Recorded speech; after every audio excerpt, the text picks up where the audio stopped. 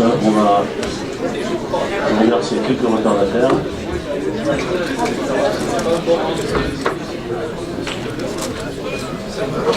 Je vais attendre que tout le monde s'installe.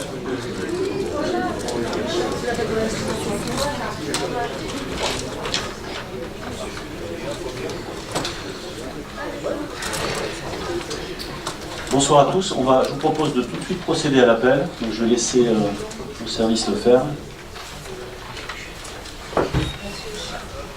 Monsieur Charles Daillot. Présent. Monsieur Pierre Mallet. Présent. Madame Marie-Christine Lamotte, absente. Donne pouvoir à Monsieur Pierre Mallet. Monsieur Jean-Yves Paronneau. Monsieur Christian Senet, absent, remplacé par Madame Martine Blaisy. Monsieur Dominique Clavé. Madame Jeannette Delettré. Monsieur Frédéric Carrère. Monsieur Jean-Marie Esquier. Monsieur Guy Sibu. Monsieur Jean-Paul Aliert. Monsieur Jean-Pierre Vallée. Monsieur Claude Coumat. Madame Catherine Demesme. Présente. Monsieur Hervé Bayard. Présent. Madame Muriel Croze, absente, donne pouvoir à Monsieur Jean-Paul Gantier. Monsieur Bertrand Tortigue. Madame Marie-Christine Gourdieu. Madame Geneviève Dariussec, absente, donne pouvoir à Monsieur Charles Daillot. Madame Chantal Davidson. Monsieur Farid Eba. Présent. Madame Eliane D'Arteyron. Présente. Monsieur Antoine Milieu-Tuquet, absent. Madame Catherine Piquet. Présente. Monsieur Jean-Paul Gantier. Oui, présent. Madame Catherine Dupouille. Elle arrive. Monsieur Gilles Chauvin. Présent. Madame Chantal Couturier. Monsieur Bruno Rouffia. Présent. Madame Chantal Blancheneau. Présente. Monsieur Nicolas Cachon, absent, donne pouvoir à Monsieur Hervé Bayard. Madame Stéphanie Chédad. Monsieur Guy Parella. Présent. Madame Pascal Horry. Présente. Monsieur Jean-Marie Badby. Présent. Madame Marina Bancon. Monsieur Renaud Laïtette. Présent. Madame Elisabeth Soulignac-Gerbeau. Présente. Monsieur Didier Simon, absent, donne pouvoir à Monsieur Renaud Laïtette. Monsieur Michael Olnet, absent. Madame Véronique Glaise. Monsieur Michel Garcia. Présent. Monsieur Philippe Saès. Présent. Madame Florence Thomas. Monsieur Jean-Louis Dariotor. Madame Régine Léligue. Monsieur Joël Bonnet. Il arrive, hein. Madame Delphine Salandier. Présente. Monsieur Bernard Kuzinski. Présent. Madame Marie Denis. Présente. Monsieur Olivier Boissé. Présent. Madame Laetitia Cachan. Monsieur Éric Mesrich. Présent. Madame Marilyn Rousseau, absente, donne pouvoir à Monsieur Éric Mesrich. Monsieur Denis Capdeviol. Merci.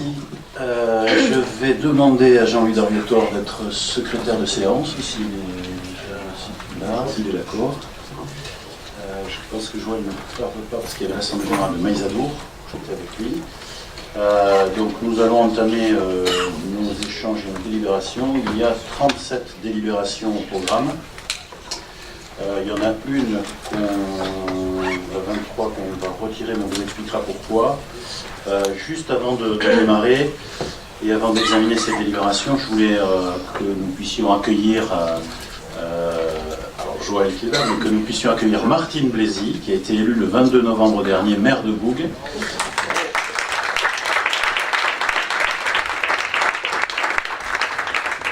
Et au nom de l'ensemble des conseillers, chère Martine, je vous souhaite la bienvenue. Christian Senet, désormais ancien maire de Boug, restera conseiller communautaire. Je sais que vous travaillerez de concert pour l'agglo et pour Boug, bien entendu. Alors cela porte à 3 femmes maires de communes sur les 18 que compte notre agglo. Cela est sans doute pas assez, mais je me félicite que le mouvement avance sur le sujet. Je vous demanderai en aparté également de rester, si vous voulez bien, dans cette salle à l'issue du conseil, car nous ferons un petit message, une petite photo pour le traditionnel message des vœux 2019. Voilà. Donc vous avez, on est en période de Noël, vous avez sans doute également sur vos tables des festivités ou le programme des festivités de Noël sur Mont-de-Marsan, mais il y en a aussi dans les communes, bien évidemment. Je vous propose de rentrer dans le vif du sujet. Nous avons des délibérations. Mais avant de passer aux délibérations, je voudrais vous soumettre au vote le procès verbal du 16 octobre 2018. Et je voulais vous demander si tout a été retranscrit, si à votre avis tout a été conforme à la retranscription. Est-ce que vous avez des commentaires sur ce PV? Pas de commentaires, donc je vous propose de le soumettre au vote. Qui est contre? Qui s'abstient? Je vous remercie. Il y a également le compte-rendu des décisions que j'ai été amené à prendre entre le 12 octobre et le 7 novembre. Là, il s'agit simplement d'une information, et si vous avez des questions, n'hésitez pas sur ce PV. Le compte-rendu, pas de questions. Donc on va rentrer dans les délibérations. Et je vais passer tout de suite la parole à Philippe Saès pour la délibération numéro 3. Il s'agit du contrat de ruralité.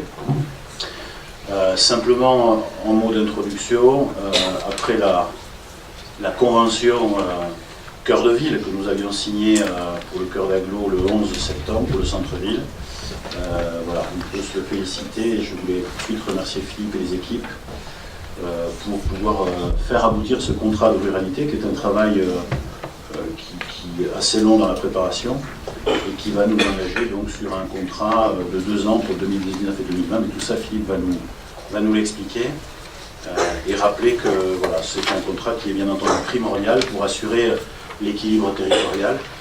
Il y a le cœur de ville d'un côté, mais il y a aussi les villages, les bourgs et les cœurs de bourgs, et on verra dans la déclinaison de ce qui va vous être présenté qu'il y a bon nombre de projets qui s'inscrivent dans cet équilibre. Donc Philippe Saès. Merci Monsieur le Président. Donc cette délibération qui vous est soumise concerne l'accord cadre du contrat de ruralité. Donc un rapide rappel. Depuis le mois de février 2018, Mont-de-Marsan Agglomération a confirmé son souhait de bénéficier d'un contrat de ruralité. L'objectif est de coordonner les différents dispositifs existants pour une mise en cohérence de l'action publique au service de projets de territoire, et ce en lien avec le schéma départemental d'amélioration de l'accessibilité des services au public. Comme le disait le Président, on s'inscrit dans une logique de rééquilibrage entre les métropoles et les territoires ruraux, puisque Mont-de-Marsan Agglomération a signé la convention cadre Action Cœur de Ville en septembre 2018. Ce contrat, pour faire simple, comprend 6 volets prioritaires. Premier, accessibilité aux services publics et marchands et aux soins. Deuxième, développement de l'attractivité économique, numérique, téléphonie mobile ou tourisme. Troisième volet, redynamisation des bourgs, centres et soutien au commerce de proximité. Quatrième volet, mobilité. Cinquième volet, transition écologique et énergétique. Et sixième volet, cohésion sociale. La durée de ce contrat est de 2 ans et doit comprendre donc des actions très vite opérationnelles et qui sont surtout financièrement soutenables. Après une première phase de diagnostic qui s'est terminée au mois d'octobre, des groupes de travail se sont réunis sur les 6 thématiques afin de faire émerger des propositions d'action. Ils ont abouti à la validation par le comité des 18 et le comité de pilotage en préfecture de 36 projets réalisables sur les 2 années 2019 et 2020, dont 5 seront portés par Mont-de-Marsan Agglomération. Alors ces projets, vous les avez sur le tableau qui vous a été transmis. L'accord cadre qui a été rédigé et qui a reçu l'aval du commissariat général à l'égalité des territoires fera l'objet d'une signature avant la fin de l'année et plus précisément jeudi prochain. Les conventions financières annuelles 2019 et 2020 seront ensuite élaborées pour détailler les plans de financement de chaque action. Donc, il vous est demandé d'approuver cet accord cadre. Merci. Est-ce que vous avez des questions ou des questionnements par rapport à cette présentation et puis de l'accord qui est destiné à la signature très prochainement? On signe ça justement à Saint-Martin-Monnaie, nous signons cet accord avec le préfet. Ce sera d'ailleurs, je pense, sa dernière signature officielle. Est-ce que vous avez des questions? Monsieur Laïtette. Une question sur le financement. Est-ce qu'il y a des dispositifs particuliers qui sont prévus? Quel est le cadre financier de ces opérations? Alors, je dis un mot, puis je te laisse peut-être compléter. Là, on est dans un dispositif où on est en projet, c'est-à-dire qu'on monte des dossiers. Comme l'a dit Philippe Saès, il y a 36 projets, c'est ça? Oui. 36 projets sur les 18 communes. Et c'est en fonction de ces projets-là, après, qu'il y aura un arbitrage et qu'on va voir ce qui est donné par rapport à ça. Donc c'est la même logique que pour Cœur de Ville, en fait, mais au niveau de la préfecture. Je ne sais pas si tu veux dire un petit mot en complément. Pour ce qui concerne les projets 2019 notamment, ce sont des projets qui étaient déjà inscrits et budgétés par les communes, puisque la plupart de ces projets sont des projets communaux, qui ont juste été mis en forme et rattachés à cet accord cadre. Donc il n'y a pas de financement particulier qui est mis en place. Quant aux projets de Mont-de-Marsan agglomération, sont principalement des projets qui sont prévus sur 2020 et qui seront prévus dans le budget 2020. Est-ce qu'il y a d'autres questions? Philippe, tu veux dire que dès lors qu'on présente des projets qui sont quasiment bouclés sur le plan de la faisabilité, il n'y aura pas d'aide? C'est ça que ça veut dire? Non, non, c'est pas ça. Non, c'est pas ça. Il y a une partie qui incombe à la commune dans le projet, et une partie qui pourra être subventionnée. Donc ils ont été considérés comme éligibles par la préfecture et par le commissariat général. Donc ces projets seront subventionnés à une hauteur qu'on ne connaît pas aujourd'hui. C'est tout. Merci. Oui, c'était un peu le sens de ma question, pour faire le parallèle avec l'action Cœur de Ville, où il y a un dispositif a priori de financement de 5 milliards au niveau de l'État, sans qu'on sache vraiment comment ça va se passer. Monsieur le Président nous avait dit qu'on ne savait pas trop comment ça allait se ficeler tout ça, et donc là, il n'y a pas de, on ne connaît pas au fond le financement. Donc c'est une question, c'est pas... On ne sait pas, quoi. Ouais, ce sera, alors, en ce qui concerne le contrat de ruralité, les projets qui ont été mis là ont été moulinés, il y a eu des comités, ça a été discuté avec la préfecture, donc par définition, ils sont éligibles. Après, en effet, on ne sait pas quel qui sera attribué projet par projet. Mais cette logique-là est de mise pour bon nombre de dossiers, puisqu'on n'est pas dans une logique, d'une enveloppe et on retire de l'argent directement, mais de projet par projet, les dossiers projet par projet. Mais tous ceux qui sont à l'intérieur, là, sont éligibles. Mais il y a un fonds spécifique au niveau de l'État qui a été créé à cet effet ou pas? Un peu comme pour Cœur de Ville, on dit un projet, est-ce que c'est du recyclage ou pas? On ne sait pas. Enfin, il y a une annonce de 5 milliards au niveau de Cœur de Ville. Est-ce que là, il y a le même dispositif? Là c'est tous les dispositifs classiques DETR et compagnie. On est sur une quotité telle qu'on nous l'a annoncé de 30 à 40%.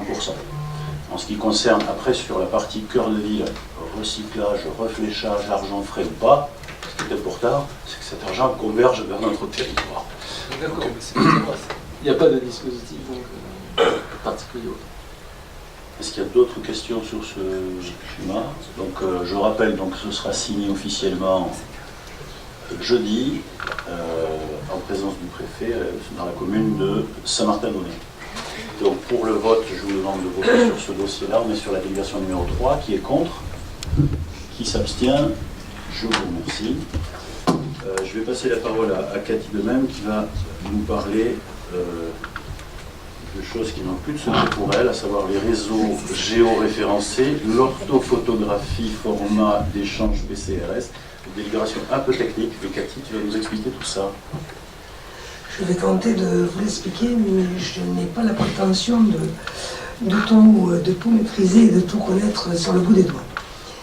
Tous les exploitants de réseau devront, pour répondre aux déclarations réglementaires de travaux, DT ou DICT, utiliser des plans de réseau géoréférencés fondés sur le meilleur front de plan disponible auprès de l'autorité locale compétente et selon le format d'échange, plan de corps de rue simplifié, plan à très grande échelle décrivant les limites des voiries.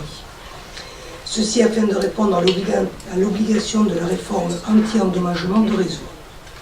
Cette obligation entre en vigueur au 1er janvier 2019 pour tous les réseaux sensibles enterrés situés en unité urbaine qui devront donc être géoréférencés dans ce format PCRS.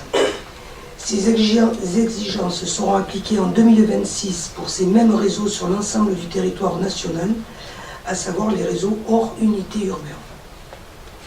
Notre agglomération, jouant le rôle d'autorité locale compétente sur ce territoire, a initié avec l'ADACL et le groupement d'intérêt public aménagement du territoire et de gestion des risques une démarche d'expérimentation de réalisation mutualisée d'un PCRS sur son territoire.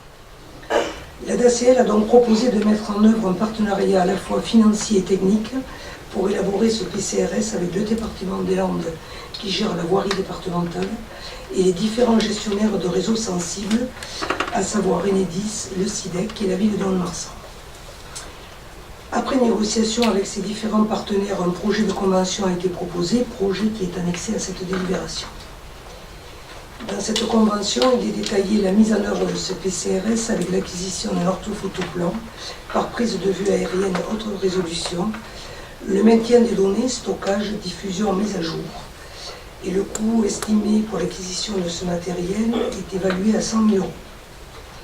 Il sera financé par les gestionnaires de la voirie, que sont l'agglomération à hauteur de 23 000 € et le département des Landes pour 10 000 €. Donc respectivement, c'est 23 et 10% du montant de cet investissement. Interviennent également sur ce financement sur la partie gestionnaire des réseaux sensibles, Enedis pour 45 000 €, le SIDEC pour 10 000 € et la ville de Mont-de-Marsan pour 12 000 €. Il faut également ajouter un coût d'hébergement et de diffusion de ce PCRS. La donnée image étant lourde, il faut des infrastructures de stockage et de diffusion robustes et adaptées. Et pour ce faire, la plateforme d'échange de données en Nouvelle-Aquitaine, Pigma, nous propose ces services. Son coût annuel pour ce service, pour ce stockage et nous aider à la diffusion, est de 4 800 €. Il sera également financé, comme pour l'investissement, par les différents partenaires avec les mêmes clés de répartition, ce qui fera pour l'agglomération 1 104 €, 480 pour le département, 2 260 pour Enedis, 480 pour le SIDEC et 576 pour la ville de Mont-de-Marsan. Ces différents participants ont répondu favorablement à cette proposition. Elle sera également soumise au conseil municipal de Mont-de-Marsan le 11 décembre prochain. Mont-de-Marsan Agglomération aura en charge de porter le marché public de prise de vue aérienne. Pour ce faire, elle lancera la consultation et suivra l'exécution de ce marché. Elle présentera les factures aux partenaires financiers et en assurera le suivi. Il vous est donc proposé d'approuver ce projet de convention, d'approuver le plan prévisionnel de financement, d'allouer les crédits nécessaires pour réaliser ce plan de corderie simplifié et d'autoriser Monsieur le Président ou son représentant à signer toutes les pièces nécessaires à l'exécution de cette délibération. Merci. De même, est-ce que vous avez des questions sur cette délibération? Monsieur Mallet. Oui, merci. Je pense que le financement a été prédéfini avec les participants. Pourquoi le réseau fibre qui se déploie sur notre agglomération ne fait pas partie de ce PCRS?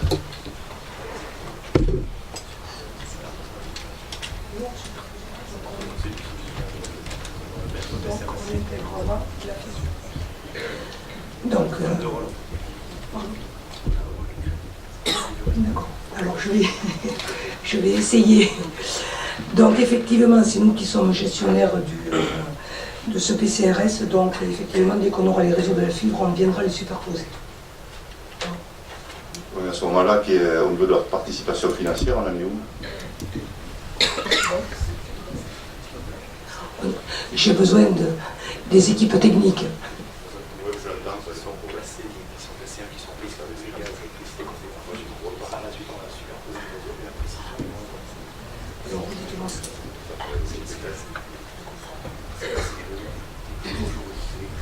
C'est du métier souffleur. C'est vrai.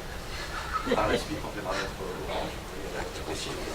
C'est les réseaux techniques les plus sensibles. Ok, c'est un petit peu plus clair, j'avais oublié cette notion. C'est les réseaux effectivement les plus sensibles, donc gaz et électricité. Le reste viendra se superposer par la suite. Donc sans participation financière. Sans participation. Sans participation financière. Je vais jusqu'au bout de la réponse. Donc, est-ce qu'il y a d'autres questions? Donc, vous avez compris que c'est une nouvelle manière de répertorier les rues, une technologie qui nous est imposée sur les 480 km² de notre agglo, avec une prise en charge et une quote-part entre l'agglo et Mont-de-Marsan. Est-ce qu'il y a d'autres questions? Qui est contre? Qui s'abstient? Je vous remercie. Je vais laisser la parole à Cathy Dupouille qui va nous lire pour information, hein, le rapport annuel politique de la ville.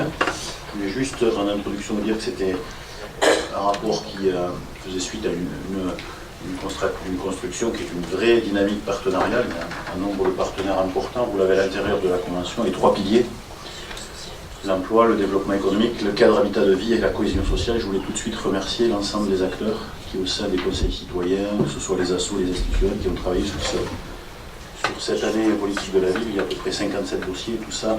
Cathy Dupouy va nous le présenter. Cathy.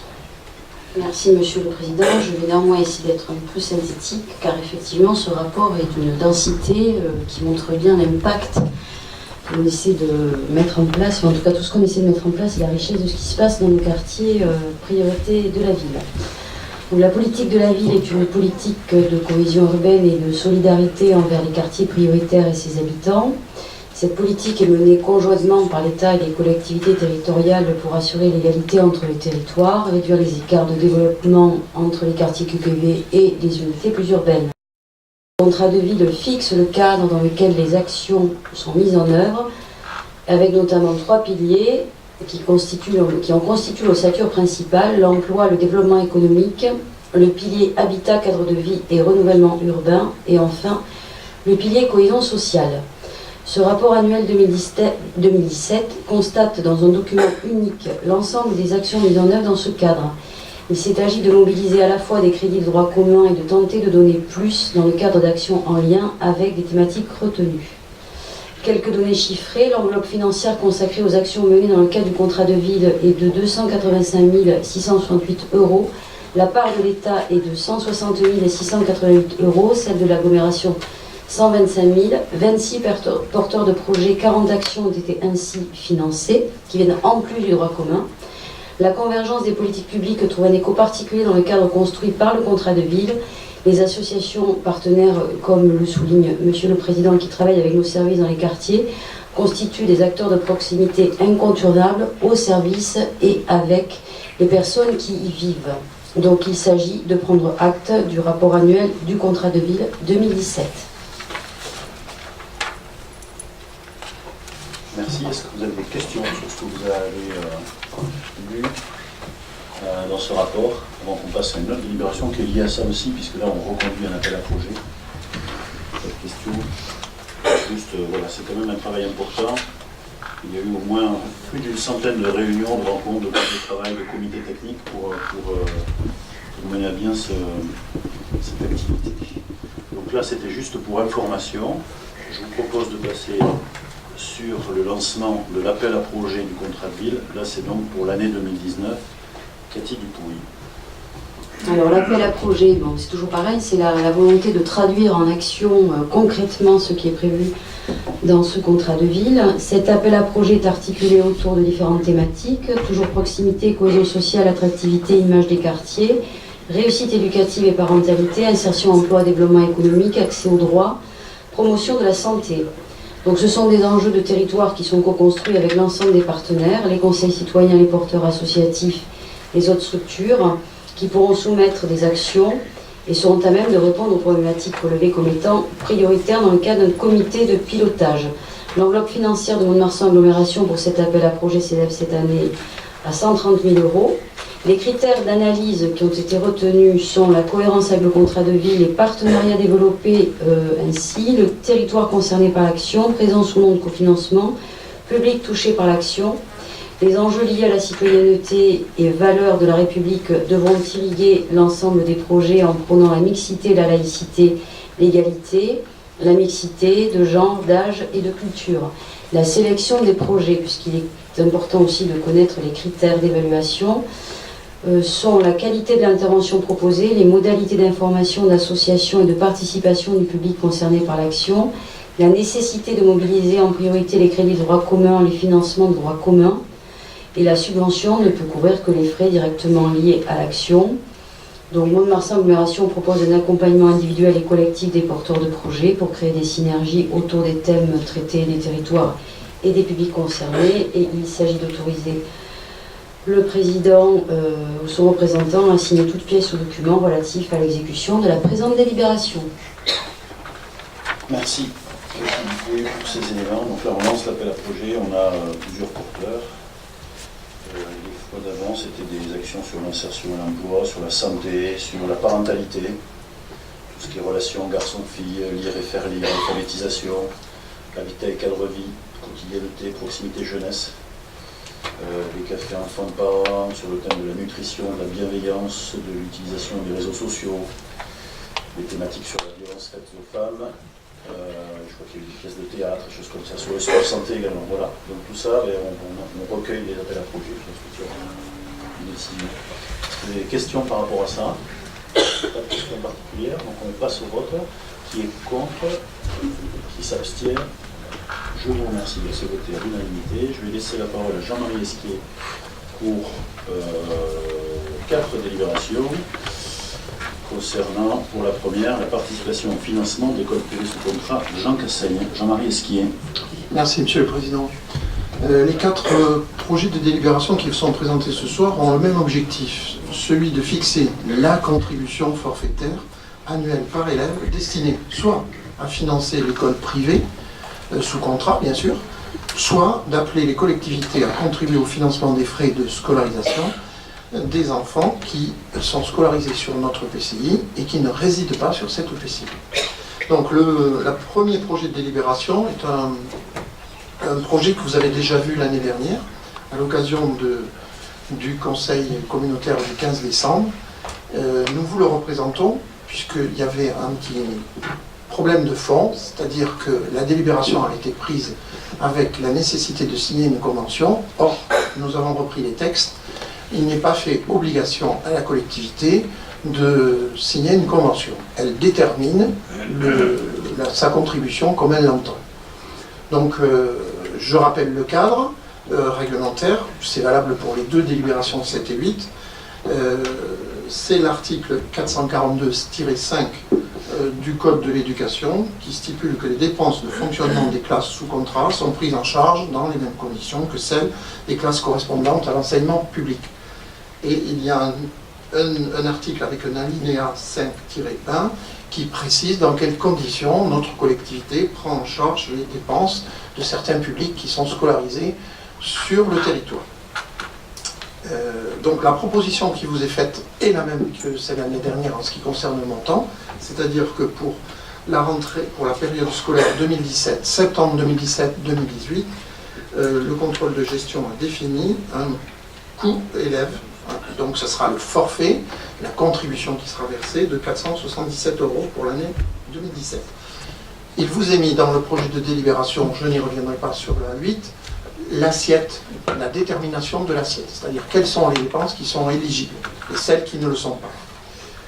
Donc il vous est proposé ce soir donc d'abroger la délibération du 15 décembre, de verser pour l'année scolaire 2017-2018 une subvention, vous voyez, même moi je me laisse piéger, une contribution, parce qu'on est bien sur les contingents et participations obligatoires, une contribution qui sera de 105 417, soit 477 € par 221 élèves. Exceptionnellement, il vous est demandé de pouvoir la verser en une fois, puisque l'année scolaire est très largement engagée. Et on demandera désormais, si vous voulez, à l'OGEC de nous fournir des documents relatifs au compte de fonctionnement général et aux résultats de leur activité, ainsi que le tableau de synthèse des résultats analytiques. Les crédits, bien sûr, étaient prévus sur l'exercice 2018 au titre du budget primitif. Merci Jean-Marie Esquier. Est-ce qu'il y a des questions sur cette délibération qui fait écho aux 3 suivantes? Vous avez compris le principe. Est-ce qu'il y a des questions sur cette délibération? Il y a juste... Madame Soulignan. Vous avez dû le voir, mais il y a juste 526 qui est écrit à un moment donné, qu'il faut lire 470. Je vous remercie. C'est un pour copier-coller à partir du projet numéro 8. C'est une erreur et bien entendu, il n'y aura pas de facture. Ce seront les états relatifs aux effectifs.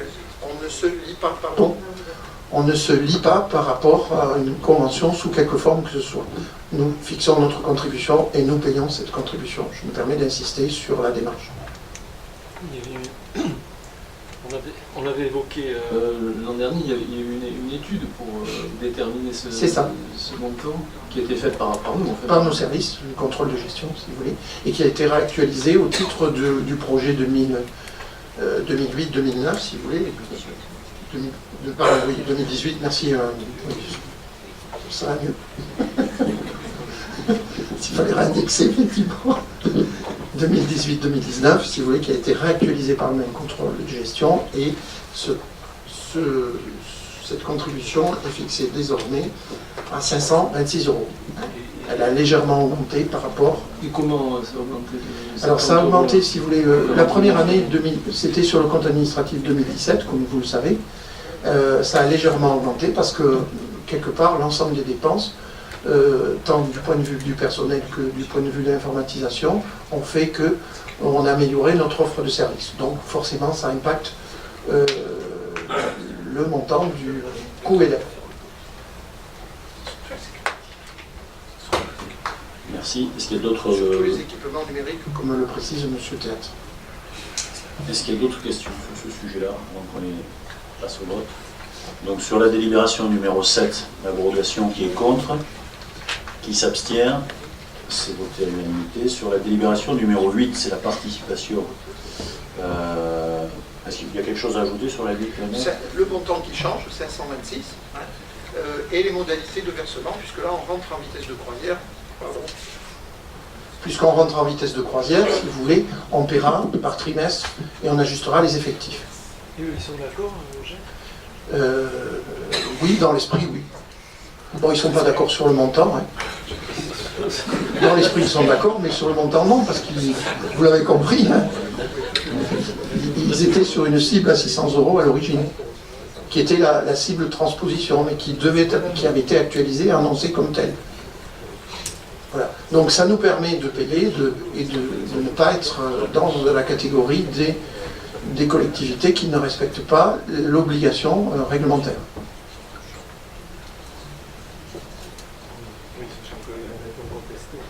Est-ce qu'il y a d'autres questions? Donc sur cette délibération, donc là on est sur la 8, qui est contre, qui s'abstient, je vous remercie. La 9, y a-t-il quelque chose à ajouter, Jean-Marie?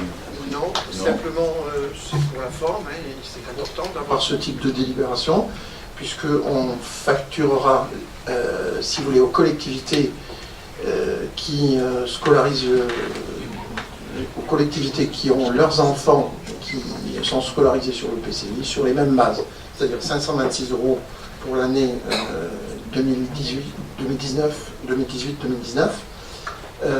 Juste une précision, il n'y a pas de crédit à prévoir en la matière, puisque ce sont des recettes.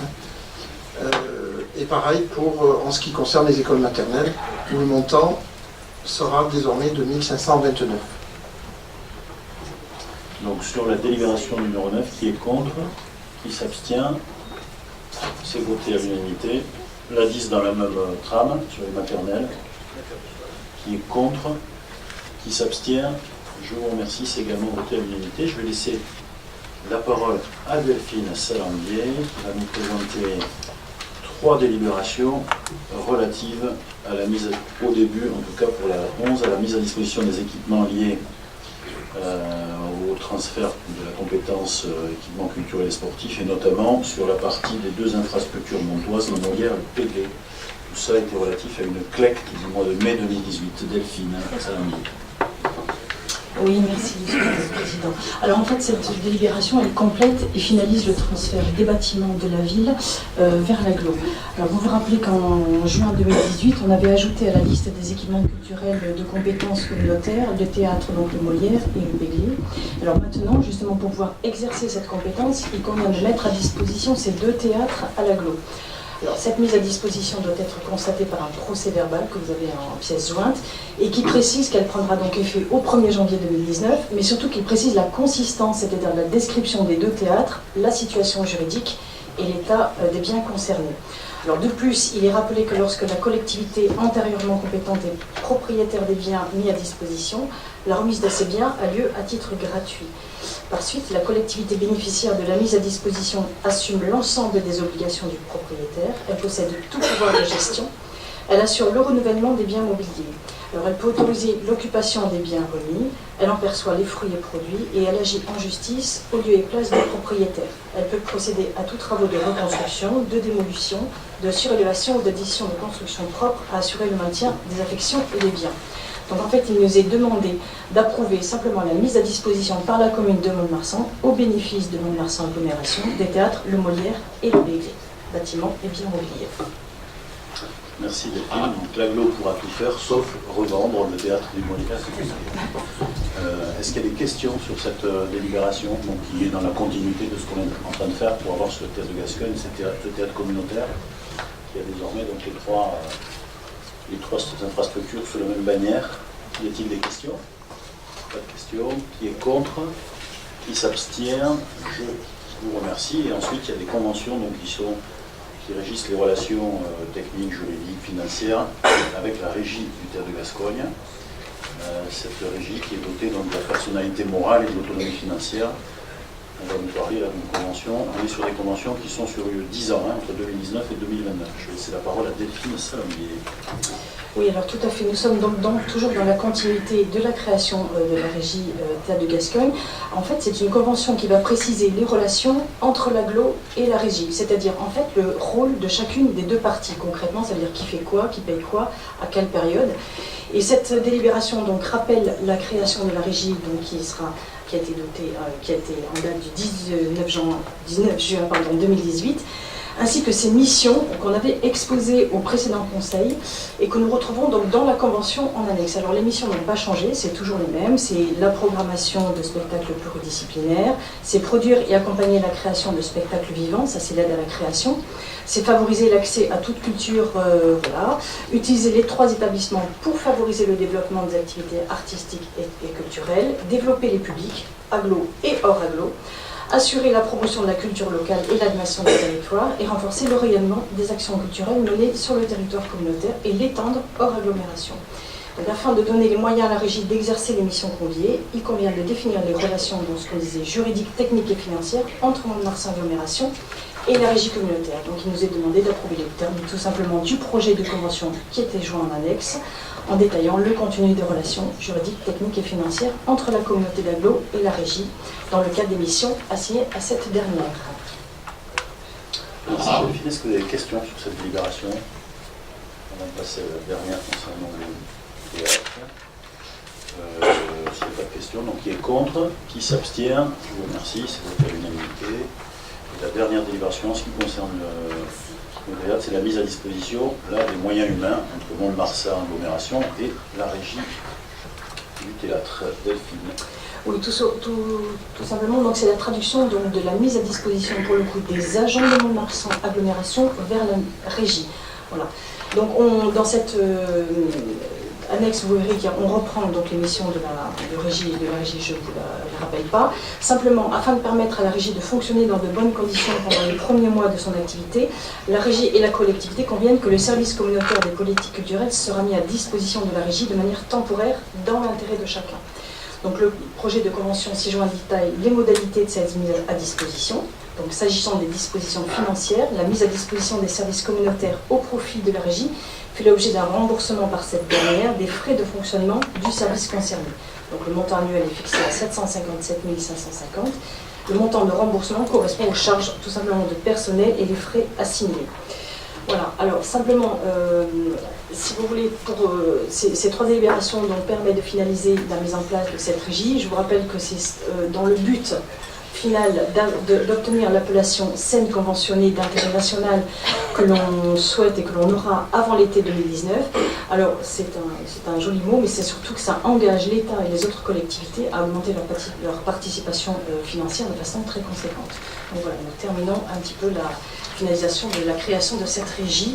Et donc dans cette délibération, il nous est demandé d'approuver la mise à disposition temporaire au profit de la régie du théâtre de Gascogne à compter du 1er janvier 2019 du service communautaire des politiques culturelles selon les modalités détaillées dans le projet de convention qui est en annexe. Merci beaucoup Delphine Salombier. Est-ce que vous avez des questions sur cette délibération? Donc il s'inscrit là aussi dans ce qu'on a dit tout à l'heure. On avait une réunion il y a 2 ou 3 jours pour avancer sur notamment ce conventionnement de scène d'intérêt national, mention art et territoire. Et on a pu être satisfait de voir que l'ensemble des partenaires quand même s'inscrivaient dans une démarche pour derrière nous accompagner dans cette progression. S'il n'y a pas de questions, qui est contre? Qui s'abstient? Je vous remercie. Demain soir, au pôle, 20h30, Pic Martigny. C'est ça? C'est ça. Délibération numéro 14. Il s'agit de l'abrogation et le retrait des délibérations. Alors là, on va avoir quelques délibérations réjouissantes qui sont en fait, je le fais court parce qu'après je vais faire intervenir Bernard Kuzinski, un peu Hervé et Jean-Paul Lantier également. Pour faire court, on pensait pouvoir faire avec une seule régie. En fait, il faudra faire 2 structures et des doublonnés à chaque fois pour faire l'assainissement et l'eau. Donc faire et défaire, c'est travailler. Je vais laisser Jean-Paul Lantier présenter celle qui est numéro 14 pour l'abrogation du retrait des délibérations et qui va vous expliquer un peu tout ça. Merci Monsieur le Président. Donc il s'agit d'abroger la délibération du 4 septembre et de retirer celle du 16 octobre qui portait sur l'exercice de 2 compétences optionnelles eau et assainissement à compter du 1er janvier au sein de l'agglomération et sur les désignations des membres du conseil d'exploitation, du directeur et la création des budgets annexes. Le préfet des Landes a arrêté les statuts modifiés de Mont-de-Marsan-Raglo en octobre 2018. La délibération du 4 septembre est pleinement exécutoire. Toutefois, avec la loi Ferrand du mois d'août 2018, les services de l'État nous ont informé que la création d'une régie à simple autonomie financière en charge de plusieurs SPIC ne pouvait plus être envisagée, sauf à avoir l'autonomie financière et la personnalité morale. Comme ce n'est pas la volonté actuelle, il convient de créer 2 régies à simple autonomie financière, l'une pour l'eau et l'autre pour l'assainissement. Il sera proposé par la suite d'avoir au concept d'adapter une composition de 2 conseils d'exploitation qui sera la même et de désigner le même directeur.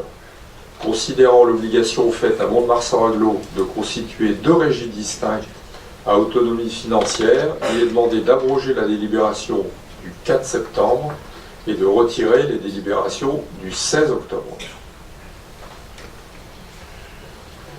Merci. Est-ce qu'il y a des questions sur cette délibération qui arrive après un changement de cap, du moins dans les consignes que nous avions pour pouvoir faire ces statuts? Donc on en fait 2 au lieu de 1, mais c'est la même chose. Donc on va faire 2 fois les délibérations.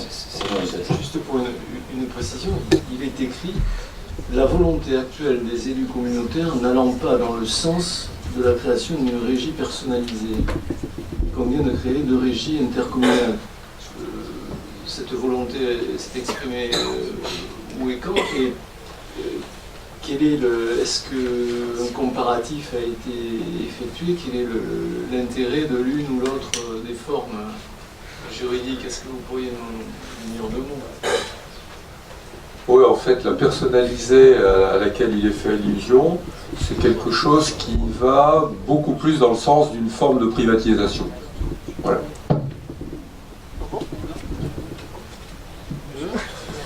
Ce que j'entends, c'est qu'une régie personnalisée donne beaucoup de pouvoir au directeur de la structure, alors que cette régie-là nous permet de garder un peu le contrôle, c'est ça? Donc, mais là, sur ces délibérations-là, on ne remet pas en question le choix, c'est simplement qu'il faut en faire une pour chaque. On aurait préféré que ce soit la même pour l'assainissement, la même pour l'assainissement et l'eau. Donc, c'est plus possible d'après les consignes que nous avons des services de l'État. Est-ce qu'il y a d'autres questions là-dessus? Donc, qui est contre? Qui s'abstient? Je vous remercie. Jean-Paul Lantier, là il s'agit donc, voilà, on refait 2 fois, vous allez avoir des choses en parallèle. Donc la création de la régie dotée de la seule autonomie financière pour l'eau. Jean-Paul Lantier. Voilà, alors les modes de gestion des SPIC de l'eau sont divers au niveau de notre territoire. On a de la régie directe, on a du transfert à des syndicats de communes, à des syndicats mixtes spécialisés et délégation à des entreprises privées. Mont-de-Marsan-Raglo sera substitué aux communes membres d'un syndicat de communes, d'un syndicat mixte S'agissant des communes à gestion déléguée, les contrats seront transférés à Mont-de-Marsan-Aglo. Et pour les communes en gestion directe, celle-ci sera reprise par Mont-de-Marsan-Aglo dans le cadre d'une régie communautaire. Comme nous venons d'abroger la délibération du 4 septembre, il est proposé de créer une régie dotée de la seule autonomie financière et donc sans personnalité morale et d'en approuver les statuts.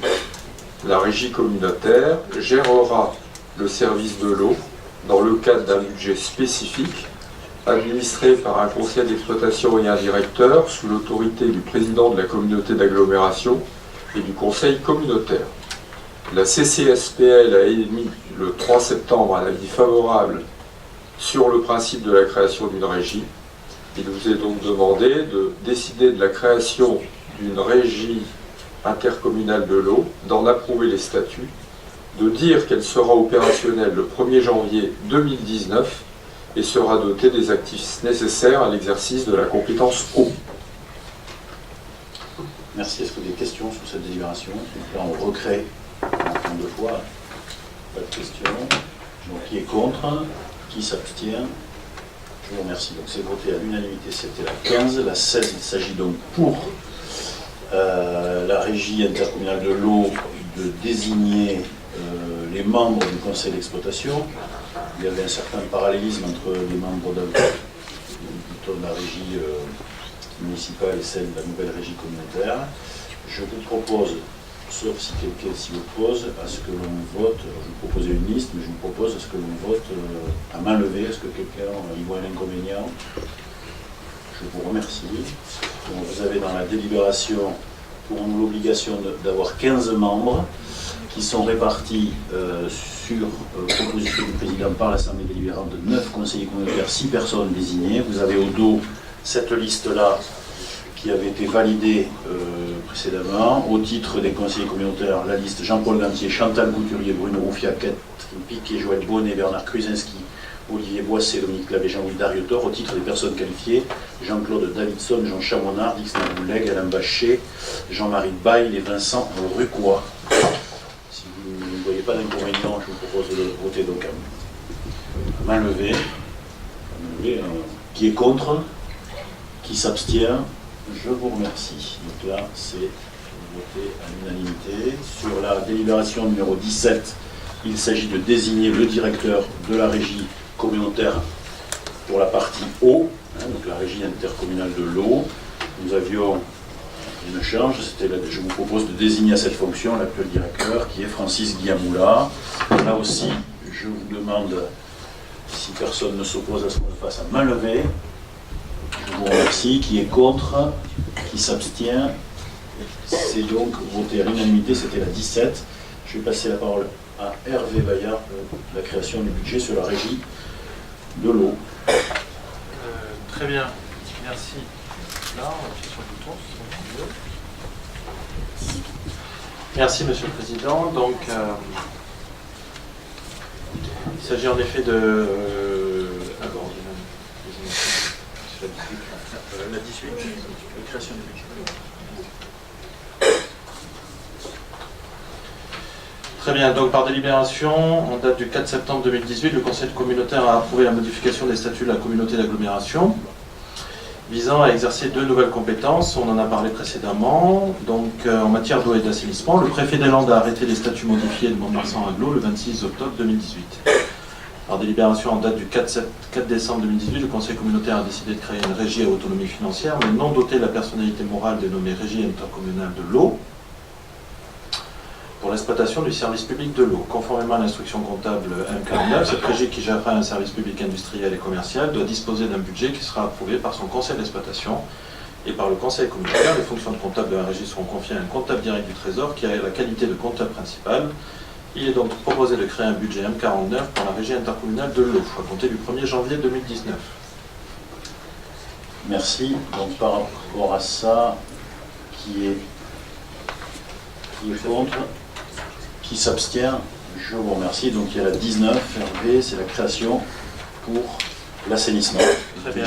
Donc il s'agit de la même délibération, sauf que cette fois-ci, cela concerne l'assainissement. Donc toujours la création d'une régie dotée de la seule autonomie financière. Donc par délibération en date du 4 septembre 2018, le Conseil communautaire a approuvé la modification des statuts de la communauté d'agglomération pour exercer la compétence eau, des compétences qui sont optionnelles, eau et l'assainissement des eaux usées. Le préfet des Landes a arrêté les statuts modifiés de Mont-de-Marsan-Aglo le 26 octobre 2018. Les modes de gestion des services publics industriels et commerciaux de l'assainissement sont divers au niveau du territoire communautaire, exercice en régie directe, transfert à des syndicats de communes ou des syndicats mixtes spécialisés, délégation à des entreprises privées. Mont-de-Marsan-Aglo sera substitué aux communes membres d'un syndicat de communes ou d'un syndicat mixte dans ces matières. S'agissant des communes en gestion déléguée, les contrats afférents lui seront transférés. Enfin, pour les communes en gestion directe, celle-ci sera reprise par Mont-de-Marsan Agglomération dans le cadre d'une régie communautaire. Il est donc proposé au Conseil communautaire de créer une régie dotée de la seule autonomie financière, ce qui a été spécifié dans le titre de la délibération. La régie communautaire gérera le service de l'assainissement dans le cadre d'un budget annexe spécifique. Elle sera administrée sous l'autorité du président de la communauté d'agglomération. Donc la commission consultative des services publics locaux a émis le 3 septembre 2018 un avis favorable à l'unanimité sur le principe de création de cette régie. Merci. Merci Hervé. Donc là c'est la création de la régie. Est-ce qu'il y a des questions? C'est quand même incroyable, de budget, de conseil, alors qu'on aurait pu faire 15 au cas où on s'ennuierait. Qui est contre? Qui s'abstient? Je vous remercie. Donc, même chose pour l'assainissement. Si vous m'y autorisez, j'aurais voulu vous proposer de désigner les membres de la régie intercommunale d'assainissement, les membres du conseil d'exploitation. Est-ce que vous m'autorisez à le faire à main levée? Je vous remercie. Donc, là aussi, c'était relativement parallèle à ce qu'il y avait avant. 15 membres, 9 conseillers communautaires, 6 personnes désignées. Vous avez la liste qui est derrière et qui ne change pas. Est-ce qu'il y a... Voilà. Pas de commentaires, je vous propose de la voter. Qui est contre? Qui s'abstient? Je vous remercie. C'était la 20, c'est voté à l'unanimité. Sur la 21, même chose, nous désignons le directeur, donc le double directeur de la régie de l'assainissement. Je vous propose, non, il n'est pas payé en double, alors je vous propose de le voter à main levée si vous y opposez pas. Merci. Qui est contre? C'est Francis Guillermoula. Qui est contre? Qui s'abstient? Je vous remercie Hervé. S'il s'agit de la régie sur 22, la régie autonomie financière, assainissement, création du budget. Très bien. Merci Monsieur le Président. Donc finalement tout est dit dans le titre, donc puisque alors je peux vous faire la lecture de tous les articles auxquels on fait référence pour prendre cette disposition, mais bon, alors on y va. Par délibération en date du 4 septembre 2018, le Conseil communautaire a approuvé la modification des statuts de la communauté d'agglomération. On en a longuement parlé précédemment dans les délibérations précédentes. Le préfet des Landes a donc arrêté les statuts modifiés de Mont-de-Marsan-Aglo le 26 octobre 2018. Par délibération du 4 décembre 2018, le Conseil communautaire a décidé de créer une régie à autonomie financière, mais non dotée de la personnalité morale dénommée Régie intercommunale de l'assainissement. Conformément à l'instruction comptable M49, cette régie qui gérera un service public industriel et commercial doit disposer d'un budget qui sera approuvé par son conseil d'exploitation et par le conseil communautaire. Il est donc proposé de créer un budget M49 pour la régie intercommunale de l'assainissement. Merci. Contre? Qui s'abstient? Je vous remercie. Je vais laisser la parole à Bernard Kruzinski pour nous parler d'une délibération qu'on enlève. C'est la 23, mais qu'on enlève plus pour des problématiques de juridiques et de techniques, on va dire, mais je vous laisse en dire un mot. Oui, merci Monsieur le Président. Donc la délibération numéro 23. Donc dans le cadre du transfert des compétences eau et assainissement des eaux usées des communes à Mont-de-Marsan Agglomération, la communauté d'agglomération soit représentée le 1er janvier 2019 au sein du SIDEC, en lieu et place des communes ayant transféré de dites compétences avant cette date. Les statuts du SIDEC prévoient une représentation au sein du comité territorial concerné, en l'espace celui du Marsan, avec un délégué par commune et par service concerné, donc l'eau potable, l'assainissement collectif et l'assainissement non collectif. À ce stade des informations à notre possession, 15 communes sont concernées par une représentation pour l'eau, 12 ou 13 communes pour une représentation par l'assainissement collectif et 11 communes par une représentation pour l'assainissement non collectif. Il existe par ailleurs un doute sur la qualité de représentant de Mont-de-Marsan Agglomération. Le SIDEC indique quant à lui qu'il doit s'agir de conseillers communautaires, mais aucune disposition ne prévoit expressément cette obligation. En effet, à l'instar du mode de représentation dans les syndicats mixtes fermés, les syndicats scolaires auxquels Mont-de-Marsan Agglomération adhère, par exemple, il pourrait s'agir de conseillers municipaux des communes membres. Enfin, le cabinet Spedia, qui nous accompagne dans le transfert de ses compétences, avait également précisé que les représentants de l'agglomération pouvaient être des élus intercommunaux ou communaux. La préfecture, interrogée à ce propos, a apporté juste avant ce conseil les éléments de réponse suivants. Pour les syndicats mixtes ouverts composés de communes, de PCI, de départements, de régions, de chambres consulaires comme le SIDEC, ce sont les statuts qui définissent les modalités de la représentation des adhérents. Dans ce cas présent, ils indiquent simplement que chaque adhérent désigne ses représentants titulaires et suppléants aux comités territoriaux à raison d'un délégué titulaire et d'un délégué suppléant par tranche de 4000 habitants. Il était donc convenu ce soir que le Conseil communautaire délibère sur cette représentation. Il est proposé, Monsieur le Président, afin de lever toutes les incertitudes juridiques et de désigner les représentants de cette délibération au prochain Conseil communautaire le 5 février 2019 dans une démarche concertée avec les maires. Donc il est proposé donc de reporter cette délibération. Ce report ne remettra pas en cause la participation de Mont-de-Marsan au comité territorial du Marsan, la prochaine réunion du syndicat étant prévue en février 2019. Merci. Ce n'est pas un vote, mais c'est surtout une explication du fait qu'on retire cette délibération et qu'on la repousse pour plus de sécurité et être en conformité à la prochaine fois. Sur la délibération numéro 24, Bernard Kuzinski, là il s'agit donc du transfert des prêts et des emprunts. Alors sur la 24 pour l'assainissement et sur la 25 pour l'eau. Bernard Kuzinski. Oui, donc par délibération du 4 septembre 2018, le Mont-de-Marsan Agglomération avait décidé d'exercer les compétences optionnelles eau et assainissement des eaux usées à partir du 1er janvier 2019. Le capital restant dû au 31 décembre 2018 de chacun des emprunts contractés par la commune de Mont-de-Marsan dans le cadre de la gestion du service public d'assainissement devra faire l'objet d'un avenant de transfert entre la banque, la commune de Mont-de-Marsan et Mont-de-Marsan Agglomération, ainsi que la ligne de trésorerie. Donc les annuités d'emprunt dont les dates d'échéance sont ultérieures au 31 décembre 2018 seront donc payées par le budget annexe de l'assainissement. Donc il vous est demandé d'approuver le transfert de ces prêts de ligne de trésorerie. Vous les avez en annexe avec tous les montants de lignes de crédit sur les différentes banques, que ce soit le Crédit Agricole, l'Agence de l'eau d'Or-Garonne, les Crédits épargne ou Dexian. Bon, il s'agit de voter le transfert de ces budgets. Ça concerne les prêts qui sont de ces emprunts.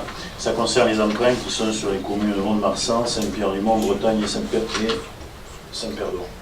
Est-ce qu'il y a des questions par rapport à ça avant de passer à l'autre qui est pour la régie des eaux, là c'est pour l'assainissement. Pas de questions. Donc qui est contre, qui s'abstient, c'est la 24. Je vous remercie, c'est voté à l'unanimité. La 25. Donc la 25, même chose pour le transfert des prêts de la régie eau. Donc il vous est proposé, en fonction du plan en annexe avec les différents crédits reportés, approuver le transfert de ces budgets en annexe eau au 31 décembre 2018. Merci. Est-ce que vous avez des questions sur cette délibération? Non. Qui est contre? Qui s'abstient? Je vous remercie. Merci Bernard Kuzinski. Je vais passer la parole à Hervé Bayard. Là, il s'agit des délibérations qui vont de 26 à 35. Donc on commence par la 26 avec une DM sur le budget principal. Hervé Bayard. Donc la délibération 26 concerne une décision modificative, c'est la troisième de cet exercice. Comme vous le savez, le budget primitif est un budget prévisionnel et donc régulièrement nous avons à procéder à des ajustements, ce qui est le cas aujourd'hui. Des ajustements qui s'opèrent à la fois en fonctionnement et en investissement. En fonctionnement, il s'agit avant tout de rajouter des crédits concernant les charges de personnel à hauteur de 340 000 €, Ces suppléments sont compensés par des économies en charges courantes et puis également par des recettes supplémentaires, notamment des remboursements maladie à hauteur de 235 000 €. Il s'agit également de bénéficier d'une subvention de la DRAC à hauteur de 97 100 €. Cette subvention nous permettra de développer de nouvelles actions culturelles, notamment en matière de sensibilisation des publics, et puis également une subvention qui est versée à la MAC pour la mise à disposition de personnel. En matière d'investissement, il s'agit avant tout de rajouter 20 000 € au programme d'aide à la construction de logements. Et puis, il s'agit également de procéder à une écriture technique concernant une renégociation que nous avons opérée concernant nos crédits. Le réaménagement d'un emprunt de 2 919 392 € nécessite des écritures d'ordre budgétaire à prévoir. Merci. Est-ce que vous avez des questions sur CDM? Pas de questions. Qui est contre? Renaud, peut-être. On peut être en cohérence avec notre option budget. Donc, qui est contre? Une voix contre. Il faut assumer. Ouais. Il y a des procurations ou pas? Voilà. Donc 3 voix contre. Qui s'abstient? Je vous remercie. Budget annexe transport, il y a une DM sur les transports, la 27 Hervé Bayard. Donc là, il s'agit simplement de procéder à une écriture qui concerne l'ajustement de la redevance versée aux délégataires. Cet ajustement est couvert par des économies réalisées sur d'autres chapitres. Est-ce qu'il y a des questions sur cette DM concernant le budget transport? Non. Qui est contre? Qui s'abstient? C'est vos priorités. Révision des AC, Hervé Bayard. Donc là, le Conseil communautaire a approuvé le 19 juin 2018 la finalisation du transfert du théâtre de Gascogne, un sujet que nous avons déjà évoqué à l'occasion des conseils communautaires précédents. Ce transfert s'opérera au 1er janvier 2019 en étendant l'intérêt communautaire de la compétence optionnelle construction, aménagement, gestion et entretien d'équipements culturels et sportifs au théâtre Le Molière, le Péglet et le Péglet situé sur la commune de Mont-de-Marsan. La commission locale d'évaluation des charges transférées, la CLECT, s'est réunie le 31 mai 2018 pour déterminer le coût du transfert et l'impact sur l'attribution de compensation de la ville de Mont-de-Marsan. Au total, le montant du transfert de charges s'élève à 458 512 €. Cette délibération, l'impact concerne essentiellement et exclusivement d'ailleurs l'attribution de compensation de la ville de Mont-de-Marsan, puisque donc ces deux théâtres était la possession de la ville de Mont-de-Marsan. Par ailleurs, il permet d'actualiser les coûts de mutualisation des services ressources qui s'élèvent pour 2017 à 2 271 080 €. Dans la délibération, vous avez des petits tableaux, même des grands tableaux qui récapitulent tout cela et qui expliquent donc les calculs opérés et puis les ajustements également auxquels il convient de procéder du fait notamment du transfert du théâtre du Molière, des théâtres Le Molière et le Péglet. Alors, le coût des services mutualisés a été établi en 2015 à 2 393 441 000 € pour les services support, à 287 206 € pour la direction générale, à 403 000 pour le cabinet. En 2016, le coût des services mutualisés a été établi à 2 279 000 pour les services support, 302 000 pour la direction générale, 298 pour le cabinet. Et en 2017, l'actualisation des coûts laisse apparaître une hausse de 11 080 € pour les services support et la direction générale pour s'élever à 2 593 000 €. Le coût du cabinet mutualisé reste quant à eux inchangé. Est-ce que vous avez des questions sur cette délibération 28 sur la révision des attributions de compensation? Renaud Laïtet. Plus généralement, par rapport à une question qu'on a évoquée l'autre jour en commission des finances qui nous préoccupait, sur un taux d'absentéisme qui serait relativement élevé. Est-ce que vous pourriez nous apporter des éléments de réponse sur ce sujet qui est quand même préoccupant? Ça avait été évoqué, il semblerait qu'au sein des services, d'une manière générale. Oui, vous parlez d'un taux d'absentéisme, vous parlez de l'ensemble du périmètre de l'agglo, vous avez en particulier... Sur l'agglo, c'est ce qui avait été évoqué. Oui. Alors, il n'y a pas un taux d'absentéisme préoccupant sur l'ensemble de l'agglo, mais il y a forcément, comme dans la vie d'une collectivité, parfois des points de vigilance sur tel ou tel service. C'est d'ailleurs la raison pour laquelle nous avons une étude un petit peu poussée en ce moment, avec un chantier que je ne pensais pas annoncer là, mais on lance notamment sur tout ce qui est santé, qualité de vie au travail, accompagnement, risques psychosociaux et autres. Donc on a diagnostiqué, on a un diagnostic en cours sur l'absentéisme, pour savoir où est-ce qu'il y a de l'absentéisme et comment surtout il a évolué. Parce que derrière le mot absentéisme, il peut y avoir plusieurs choses. Il y a des services où il suffit qu'une personne ne soit pas là et ça met les compteurs dans le rouge. Donc voilà, on est en train de regarder ça attentivement et dans tous les cas, au-delà même de cette notion d'absentéisme, on a prévu, et j'ai confié ce chantier-là à la DGS et à la DRH pour pouvoir mener à bien justement et réfléchir un petit peu aux accompagnements qu'on peut avoir pour qu'on progresse sans cesse sur la qualité de vie au travail, mais de façon globale sur l'ensemble de la collectivité. C'est vrai que ce qu'on constate dans toutes les collectivités, c'est qu'une collectivité il y a 30 ans, c'est pas la même qu'il y a 20 ans, qu'il y a 10 ans et qu'aujourd'hui. Et on le sait aussi, quelles que soient les collectivités, les collaborateurs sont appelés à vivre des réformes importantes, parfois aussi à devoir faire aussi bien, voire mieux avec autant ou moins. Donc tout ça, ça nécessite de l'accompagnement. Mais en ce qui concerne l'absentéisme, il n'y a pas une inquiétude particulière. Il peut y avoir ça ou là, des compteurs qui vont bouger parce que voilà, il faut qu'on analyse un peu finement, il y aura un accompagnement là-dessus. Mais on a une étude qui est faite sur l'absentéisme et qui est en cours. On pourra le regarder attentivement par rapport à ça. C'est bien entendu des sujets qui sont regardés attentivement quand nous sommes avec Philippe Saès notamment, avec quelques élus, avec les partenaires sociaux, avec du personnel et autres, on regarde ces sujets-là, bien entendu. Mais pas avec plus d'inquiétude aujourd'hui qu'hier, si ce n'est qu'avec une volonté de pouvoir travailler sur la qualité de vie au travail. Voilà, il y a des fois des petites choses, des accompagnements, ne serait-ce qu'en formation aussi, qui peuvent être tout de suite rajouter un peu de bien-être dans le travail, on y est attentif. Donc il y a un chantier qui va être lancé là-dessus. Oui, non, c'est parce qu'on avait abordé cette question. Oui, on avait abordé cette question, il nous avait été dit qu'il y avait une évolution qui était un peu préoccupante. C'est pour ça que je vous demandais cette précision.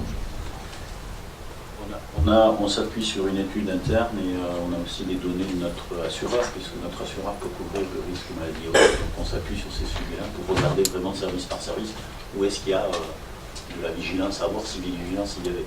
Cette vigilance, elle existe déjà, et en tout cas, voilà, on va travailler sur le sujet notamment des risques psychosociaux et de la santé et de la qualité de vie au travail, comme ça se fait d'ailleurs. Je crois que ça s'est fait à la préfecture récemment, il me semble qu'au conseil départemental il y a un chantier. Donc c'est quelque chose qui...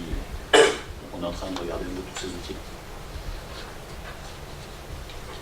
Est-ce qu'il y a d'autres questions? On était sur la 28, sur les révisions d'attribution de compensation. Pas d'autres questions? Qui est contre? Qui s'abstient? Merci. Pour la DSC, Rubaya.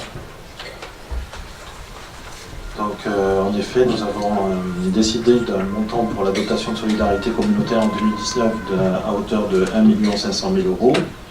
Donc cette dotation est reversée aux communes membres de la communauté d'agglomération selon 5 critères: la population, le potentiel fiscal, les revenus par habitant, la population des territoires prioritaires et puis également l'effort fiscal.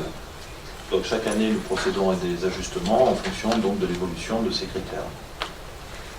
Donc vous avez joint la délibération donc un tableau qui procède à quelques ajustements. Il faut préciser également que il y a des ajustements qui s'opèrent du fait que certaines communes ont décidé de financer donc, les containers enterrés par une diminution de la DSC.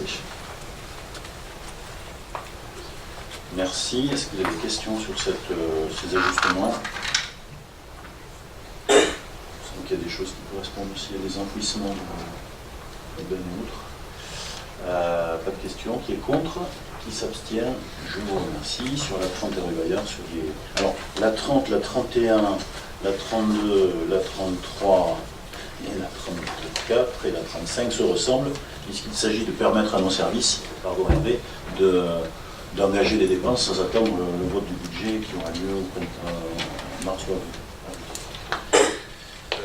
Donc en effet, on peut traiter la 30, la 31 et la 32 ensemble, puisqu'il s'agit d'autorisation d'engagement, de liquidation et de mandatement des dépenses d'investissement dans l'attente du vote du budget primitif 2019. Donc la 30 concerne essentiellement nos services. Il s'agit donc des chapitres voirie, grands travaux, pôle culturel, aire des gens du voyage, immobilisation corporelle, subvention d'équipement versée, immobilisation corporelle et travaux en cours.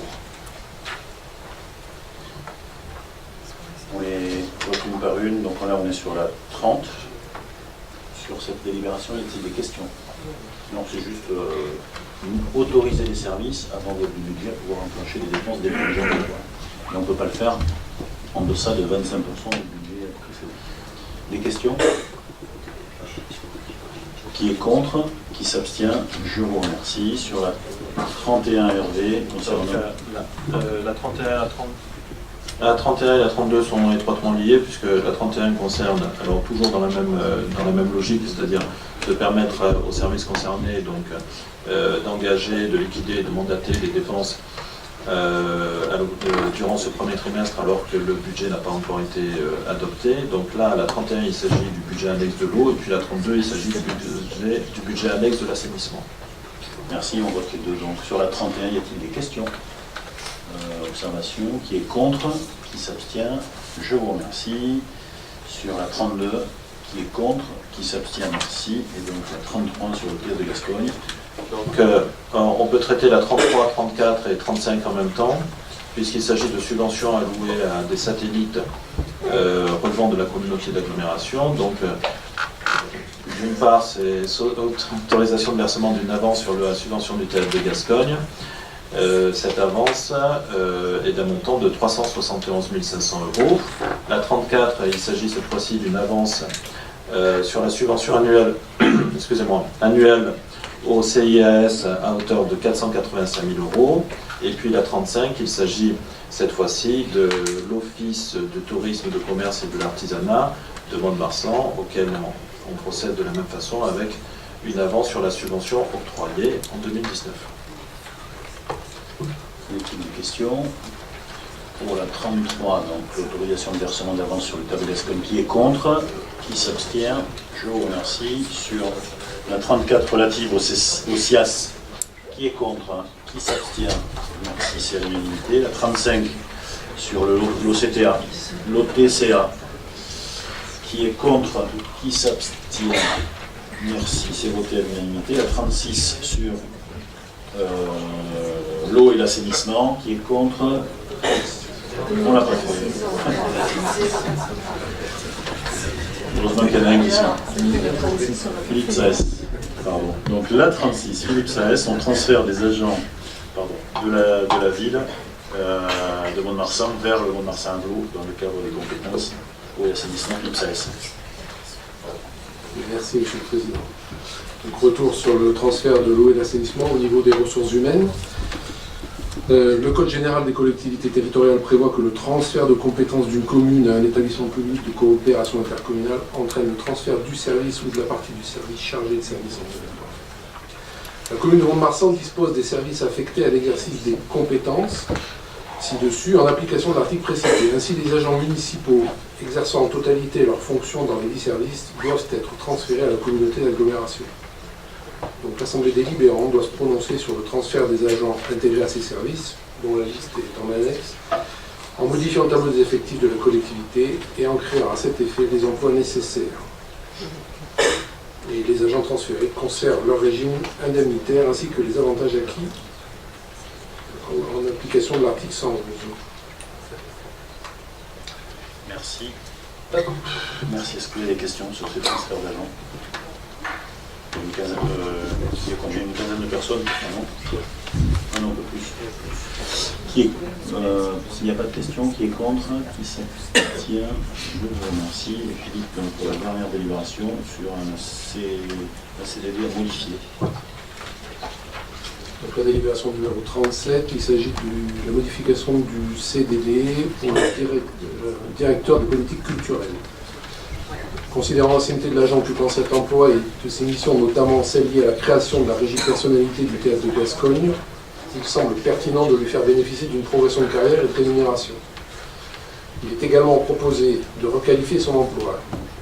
Il est donc proposé de modifier son emploi ainsi qu'il suit. Grade attaché principal territorial, poste à temps complet, échelon 4 du grade d'attaché principal territorial, et l'intéressé bénéficiera du régime indemnitaire applicable au cadre d'emploi. Merci. Est-ce qu'il y a des questions? Qui est contre? Qui s'abstient? Je vous remercie. Ce n'est pas terminé. Je vais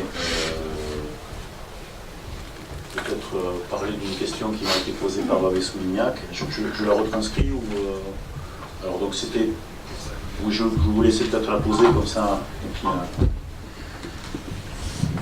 donc oui, je voulais intervenir à ce conseil communautaire pour avoir des précisions concernant la démarche à suivre pour avoir la transmission d'un document qui relève des affaires communautaires.